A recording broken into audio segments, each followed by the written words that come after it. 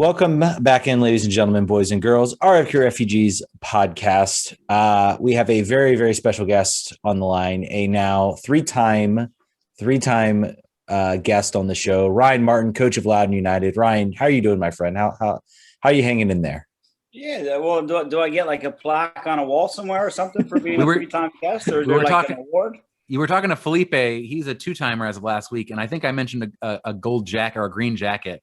And then he asked me, how are you sending me a jacket? You don't know where I live yet. So apparently I'm going to have to actually, whatever I say, I'm going to have to stick up. So I'll think about that. I'll get back to you. Yeah. No, appreciate you guys having me on, but no, I'm good. I'm excited. You know, one is the weather obviously turning for the better today, but it's, no, just excited to get going. You know, it's been an unusual and a long off season.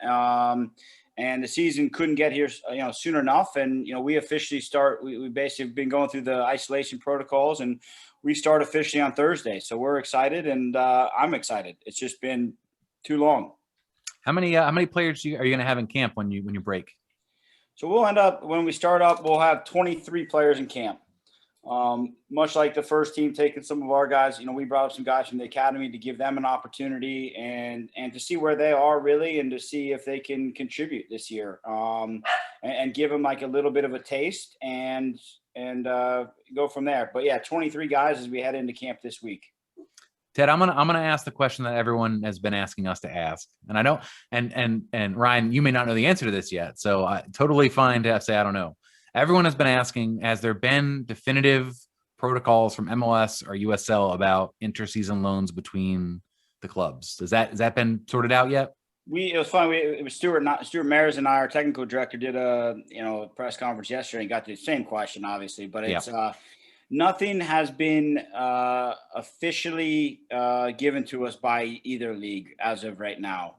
We are right now under the assumption it will be quite similar to last year, at least in the beginning, and then things can always change from there. But we're going under the impression that it's the same, and if things change, then great, and if not, then we'll go accordingly. But hopefully, one is neither one's gotten a schedule yet. Two is these protocols. So I think there's a lot of work to be done, and hopefully we get some news soon. I would say so. The roster looks a little bit older than it was last year. I don't know the full numbers of everything there's still some names out there, I think, still as pending, according to the news anyway. Does it change the mission of the franchise a little bit? You already talked about bringing up some academy youngsters, but also I think I said it on the show last night. The levels are appearing to go up a little bit. The people you're signing are either a higher USL pedigree, or they're playing and they're scoring on an internet, or maybe again, this is the yet to be determined players, but they're playing and they're scoring for their national teams, the under 20 level, under 23 level. Was this a conscious decision to make the team more competitive right now in the 2021 season while still balancing that original mission? Or was it also, this is a long question, but is it also about the fact that you don't know that you're going to have access to those players again this year, and you're going to assume that you're not? So you've got to build maybe a little bit more resiliency into your attack. To be honest, a little bit of both. In a lot of ways, I think one is last year when we went into the season, we expected to have 4, 5, 6 guys per game really coming down from the first team, and we missed out on that opportunity. Those guys missed on some things where could have helped their growth. And it is what it is. So when we went into this year here, Stuart Mayers, myself, Dave Casper, our mission was, okay, worst case scenario is we don't get anybody from DC United. Let's have a team that's strong enough to compete, but also a team that can have high standards, hold our culture for young guys that are coming through. And then the final piece, which is something that, Stuart, Dave, myself have really been, Jason, from the top down has been really looking to use our international spots for some interesting, talented young players that we think can make it into the first team. And, that's where we brought Kairu back this year because he had a short window with us just because of COVID and couldn't get his visa. And then he took 16 buses and a boat to get across here. But we saw enough potential in him that we want to give him a full year in 32 games and have Hernan take a look at him. the left back that we have coming in, Samaki Gasu, I'm very excited about him because I actually went and saw him play live last November 2019. And I've been, working with Dave Stu to get him over. So he's one that I see as, he's 22, but he's still a very talented, athletic left back, which fits the profile of what Hernan's looking for. Then you look at Dar Luis Paz, with his pedigree and what he could become, you start looking, Nanan Hasu is another one that's a box-to-box Ivory Coast Youth International. And on my trip, I was able to make some pretty good relationships there. And, if one of them makes it, great. If two of them makes it, it's a home run. It's kind of the direction we're looking to go with this. You got to work out like an employee referral bonus package. If you take those international signings that go up to the first team, there should be you get like a free gift card to a steak or something. Help us out. Like, I feel like the MLS roster rules are hard enough for me to remember. How many international spots do a USL championship team get per? You're given 7. 7. Okay, so a lot. All right. So you're given quite a few, and then you can buy, sell, trade. Last year I think we used 3 all in all. The year before that we used 3 or 4. So this is really the first year we're making a big push, and we've used up to now I think 5 international spots, and then we're keeping some open for, you never know. And then the first team carries international, so you never know there either. But we aggressively went after these 5 guys that we quite like, and my mission is to hopefully get them to Hernan. I won't press that question. I think there's a little hint in there. There's been a little bit of math of DC United fans trying to count international roster spots and number of non-green card holders. We'll leave that there. We'll let that percolate. Ted, go ahead and your turn. Ryan, I gotta admit, man, I'm a little bit angry at you because you used your charm to lure one of my favorite players away from Richmond in Akwe, and I am upset that he will no longer be in Richmond. Just kidding. I'm really happy for him. Solid. I have thoughts on Akwe. He was a solid piece here in Richmond. What did you see in him, and what do you think he can bring to the squad this year? Yeah, so, obviously when we looked at Akwe, it was, knowing that Hernan's coming in and wants to press and have a higher line. And that's something, to be fair, I wanted to do as well. So we were looking for someone that could help us cover space in behind, really. And a younger, he's 25, so still on the younger side, that can grow and become something and have a chance to really make the first team, and that's our vision for him and our hope. When I talked with Darren, as Swatsky, as we're going through the process, he's been, an incredible resource for guys, we should take a look at for him. And, I'm excited. He's, we'll play him twice in preseason. So it's another look and opportunity with his guys. But, he was just high on the kid. He goes, he's got potential. He's got to keep learning, keep growing and keep grinding through it. But yeah, I'm excited to get him up here. I think he's going to add quality athleticism right to our back line right away. I'll allow it, but if you touch Terazagi, then we have beef. Let me just say that right here. we're gonna need Hernan and Nicholas and the Argentinians to get the Richmond Argentinians out. So you stay away. Do not. They're gonna bring a tray of mate down there, and they're gonna steal your girl. That's what's gonna happen. They're gonna have steak and mate, and it's over. Talk about establishing a relationship with a new coaching staff. I think a lot was made. I don't know if it was media or whatever. There was a lot that was made all right, well, we've got a plan from the top down. Ben and Ryan working in lockstep. They're talking about style of play, formations, and making sure that players, as they move up, are ready and accustomed to make that jump. Now you've got a new coach to get to know, a new assistant coach to get to know. I've read in some interviews, those conversations have started to happen. But have there been those sort of extensive conversations about style of play, continuity with Loudoun? In our conversation with Hernan, it was very much like, we got to figure that out. I'm not coming with a fully formed bake philosophy. This is exactly what we're going to do from a play structure. I got to find out what players we have and how they play and how we can get together. So what's that conversation been like in dialogue between the three of you? Yeah, I mean, he's been great because, he's been very open to me and, asking questions about what we're doing, asking questions about players that we've had, even some of the homegrown guys that, obviously I have more of a history with and, always kind of picking my brain there. We talk, text, pretty regularly, now, which has been great now that he's kind of settled in.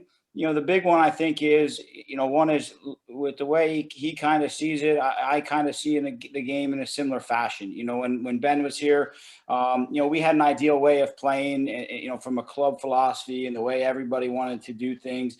Ben gave me some freedom to do things, but he had a very defined player profile of guys he was looking at, what a right back looked like, what a left back should be. And those are kind of things that we really tailored with Jacob Greens and Moses and Griff. With Hernan, he's more of this is our system, this is our way of doing. Ben was more adaptable on the first team side because he was trying to get results and trying to win games, and trying at times had injuries and at times had a limited body. So he was, trying to, put things together where, what is it, a round peg and a square hole type thing at times, but he gave me the freedom to really push and do what I could. And, I'll keep him updated. Hernan is more, this is how we're going to do it. And this is the culture, the expectations, the standards. Our kind of common themes have really been principle based about what I can add to the players, from what he's doing with the first team. A lot of it's pressing, a lot of it is transition moments, a lot of it is, which is great, which is where, the modern game is going. And when DC made this hire, Jason, Dave, Steve Kaplan, it was, can we change our identity? Can we have a system? Can we have a style? Can we have a philosophy, and everybody buying into it? So it's a little bit different. I'm excited because he's also a big Bielsa fan, which I am as well. So, we have that in common. We were laughing about that on Sunday. So he's, so far it's been great. I'm excited to work with him. I know his head is spinning with everything going on right now, the roster, preseason, etc. So I've really also been just trying to help him as much as possible in terms of, even helping, their preseason trip and my contacts in the Carolinas and some different things there. So whatever I can do to help him, I've told him, I'm like, just let me know. Great. One of the more I guess recent developments has been finally sort of the appears to be actual progress after it seems like COVID kind of stunted any progress that would have been made on the new training facility out in Loudoun. How excited are you to, when that, I think it's planning to open this summer from what I understand, but how excited are you to sort of have a central location with the, first team with Hernan and the players and seeing the academy kids? I mean, how big of a thing is that sort of to have a central place, I guess, where everybody can train, work out, you don't have to be scattered? I mean, how important is that going to be? I told Hernan the other day, I go, it's lonely out there since they're still in DC and we're in Leesburg. But no, for us, it's going to change everything in terms of, the relationship, in terms of, we're 1,000 yards away from each other. If we train at Segra, they train there. It's like we're right down the street. So if he needs players, wants to send me players, the locker room's there, the fitness facilities there, it will change everything. I know, Dave and Jason and everybody's been putting a lot of effort into it because this is a big piece of infrastructure. I love to say, Audi Field is, what a great stadium, and Segra is awesome. But the reality is the first team plays, 16, 18 games at Audi. They're going to use, the new training facility for 150, 200 days. So that's where time's invested, and that's where I'm just excited to have it out there. Yeah, and I think you hit the nail on the head. I feel like that's an underrated aspect. Everybody talks about stadiums and everything like that, and in reality, where are you spending most of your time? You're spending most of your time at a training facility practicing. You spend 2 hours a week at a stadium during the season. The rest of the time it's at a training facility. So I have to think that has to be pretty important to have, and it helps bring in players too. It attracts players because they that's something they want to see. And it helps training too, because right now the first team's at Audi, training, and we're at Segra Field, and there's only one field. So I know, Hernan, and going back to the Bielsa situation, when I saw him in at Leeds and Bilbao, it's like he used 2 or 3 fields, and Hernan will have that opportunity to rotate, to put different guys on different fields, rehab, and it just makes the environment more professional, and it just maximizes player performance. And that's rehab to just overall, especially with the young guys, to have the gym, the resources is going to change everything. And I imagine you'll get a permanent office to decorate and have. What's your current situation? Do you have an office at Audi Field, or are you in a trailer? What's the situation at Segra? I've got an office. I got an office at Audi, and then I sit up in the VIP lounge at Segra. If it's not too drafty and windy, and then then I'll have an office that that will end up being the big office in terms of, because that's where, again, I spend most of my time as well. And the more myself, Hernan, Stu, Dave, etc. around each other, the better it is to bounce ideas off to row in the same direction, which would be great. We tried telling Hernan to look out there for real estate when he moved in. He was like, I think I want to live in the city. I was like, everybody wants to live in the city, but I think you should think about this. Right now, there's not a lot of traffic. It's different. He didn't listen. So I think he's in the city. Are you in the city too, aren't you? Yeah, I'm in the city as well. You guys are both crazy. Crazy. Wait till he gets on the Dulles Greenway and he's like, wow, this is a little bit further than I imagined. Yeah, I think Russ Knaus is going to make a killing selling all you guys houses in Loudoun. I think everyone's going to be moving. He'll be smiling. He's already waiting for it. Absolutely. This is another question, a USL question, as I'm learning sort of the specifics. Can you explain to me the way the split season thing works with players that are college commit, like Jeremy Gray and Adam Lundgaard? Do they start the season with you? Do they not start the season with you, and they just are going to go report in the summer to college? They'll start with us, go through preseason with us. In fact, Jeremy was in preseason with Hernan. Adam Lundgaard was with the first team as well. So, from now until June, when they head off to school, we're still going to push, because you never know when the next, Ian Harks or someone from college comes out. That's your own guy. That's, so it's taking care of one of your own. And, if you get Adam Lundgaard, who's going to Clemson in 3 years, he's a top center back because of his growth there, then perfect. So, so they'll be with us until about June, July. Depends on when some summer school starts, some summer training starts as well. I hadn't thought about it until now, that college becomes almost an extension of the pyramid for the MLS team. So they develop them, they put them in their academy. Do they have first dibs on them if they come out from a player's rights perspective? Correct. Yeah, they do. So if Adam went to school and then 2 years was good enough to become a pro, we would have first crack to sign him to a homegrown. Otherwise, we could either trade his rights or he'd enter the draft. And you basically have to make that decision about a month before the draft to give everybody enough time. But yeah, so we'll keep tabs, and that's why it's so important for us to send our academy kids to top universities and play in the ACC and play in big games and play at Maryland and see some different things there. That's a question actually from Reddit. Does Loudoun United have a formal or informal relationship with the local colleges? He said that pushing the Loudoun DC United brand to college kids might be helpful for player development. I feel like that at that point, we're already pretty well known, but I think to tag onto your question, or to tag on your response to the last question, how much time are you dedicating watching those players? Obviously you're pretty busy, but who's keeping tabs on those players? Who in the whole organization is looking at those players that are in college on a week out basis? Like, it's good, looking good. This is maybe something we're going to want to offer maybe a year early, even. We're going to talk to them. Who does that?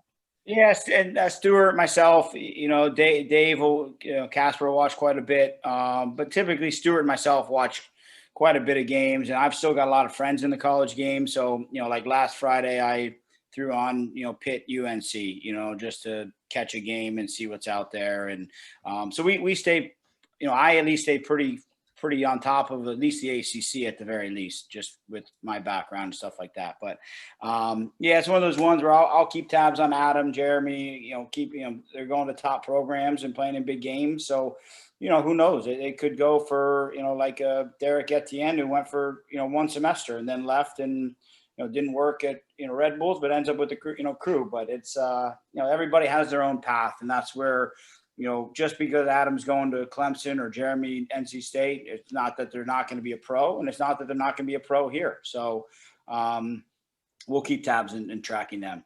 So is it safe to say, as from another friend of the show, are you a Top Drawer Soccer subscriber, keeping tabs on all these these college kids playing? I'm a subscriber. So there you go. That's a use special subscription code RFK. I don't know yet. Travis, we'll talk about that. We need to get some synergy here. But yeah, I imagine that's a pretty useful tool, keeping track of. You got a lot of lines in the water, I would imagine, at all times. Yeah, Travis did a podcast the other day with two of my friends down at NC State and did a pretty good one. And the guy who ran the podcast played for my dad at Ohio Wesleyan. So small world. Awesome. Talk a little bit. Obviously, the new Virginia ordinances, I think, are going to start to sort of allow fans in the stadium. And hopefully, by the end of the summer, we can start talking. Maybe hopefully semi-full to full capacity. How important do you think it's going to be to sort of actually have fans watching the games? Does it add to the atmosphere? Does it change how you sort of the emotions that go into the game, or do we overrate it a little bit too much?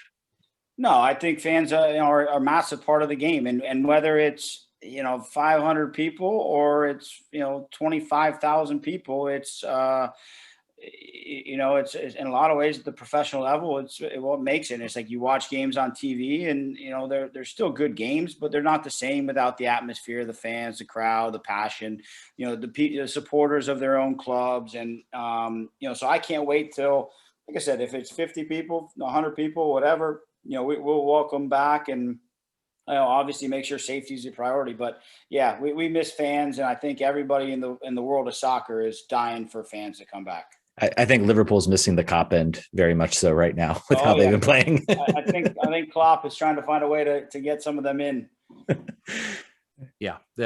Thank you to Fulham for winning me $15 beating Liverpool. I have to bring that up again to Ted just to rub it in a little bit. There's a rumor that you were the welcome wagon for Nigel Roberto. You were supposed to be. I won't ask you to confirm or deny this report.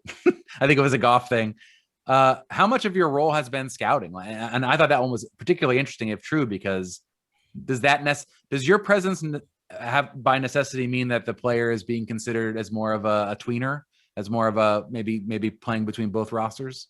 No, not at all. It's more, I've been here since 2017, so I've been here quite a bit.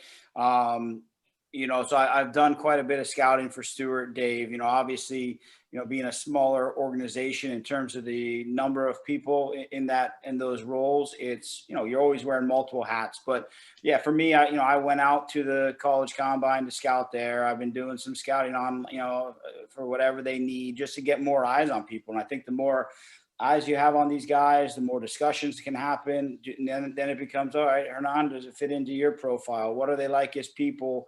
So just because, I might see someone, might not see someone, that has nothing to do with where they might be. Would it help me? And then someone else comes down and helps Loudoun? Yeah, for sure. But at the end of the day, it's, can we find the best players for DC United, and if they're not ready for DC United, can we help those players get games, confidence, minutes, develop, grow, so they can get back in? That's a good answer. Fair way to put that. This is a nerdy question, but I remember in the inaugural season at Segra, the turf had just been installed, and I think there was some talk about the way the ball was moving on it, and the turf needed to settle. And now academy games are being played on it every weekend. I think Loudoun SC plays there too. Have you guys had an opportunity to work out there? Is it as good as it's going to get now? Is it a good field to play on from that perspective? Yeah, it's a good field. It's broken in to the point where it's good, and the ball rolls well. My hope is, the water is being finalized and installed as we speak, and should be ready for the first game, so we can water the field hopefully before game. Oh, it didn't have it before. Was that the case? Construction was it was supposed to be done last year, and then construction was a hold up, and then basically they had to drill it. They couldn't do it during the season. And then this year they're pushing right now to get it done by, knock on wood, May 1st is what I'm hearing. Good. That makes a big difference particularly on a summer day. Massive difference. Yeah, that'll be great for the players. That's good. That's good for the quality of the game. So hopefully the ball can roll a little bit faster, and I think that would just be a big addition. Are there any other new Segra features from fans who didn't get to go?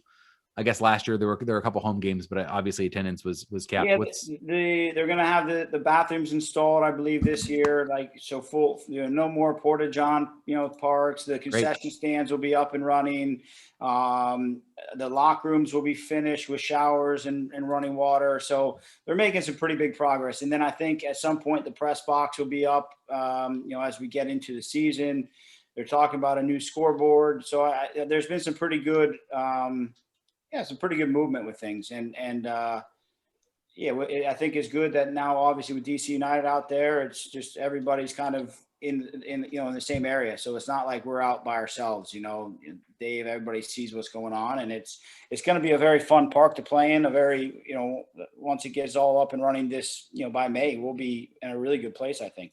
Yeah, I'm trying to get out there for Spirit games. I'm going to try to get there for Loudoun games this year. I'm going to be very familiar with the back roads to Loudoun. I think that's what I'm going to have to get from all the way down in Stafford. I'll figure it out. Thank you again, Ryan, for joining us. I'm going to have one more question for you. And I don't know if it's too early to ask this question, because you talked about some of the academy players getting a chance to come up to do sort of pre-work with the team. Do you have any young players that you're looking? Obviously, you got a lot of players you're bringing in now for the first time. You talked about the internationals. Are there any academy kids that you would tell fans to look out for? There's been a big interest, I think, on our listeners to sort of figure out that pipeline, because there's not a lot of visibility for it up until they make the Loudoun roster.